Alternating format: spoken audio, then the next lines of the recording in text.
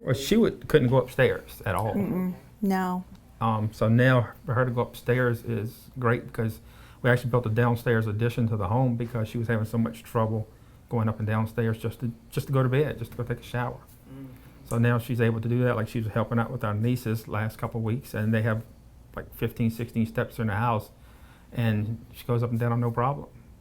They have like 7 steps just to get into the house Yes. that are pretty steep. Yeah.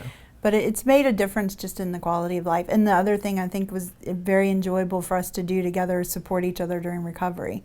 Because we knew we had empathy on what the other one had been through.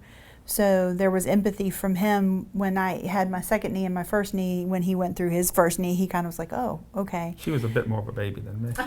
No.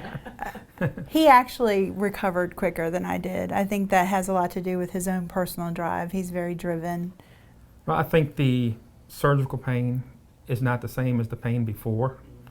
So, I mean, the pain you're feeling is almost gone immediately. It's a different type of pain. It's recovery pain. It's recovery pain, and it's not like, it hurts to walk all the time. I mean, right now, like I said, I'm 6 weeks out. I get up, I'm a little stiff first couple steps, and then loosens up, and I'm fine. So I can do whatever I want, within reason right now.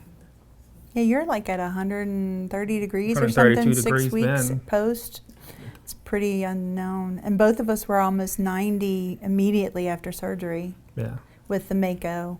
So that tool in and of itself, I think, gave us a better result than other people we know who have had these types of surgeries with other equipment. So I think that was the other difference as well.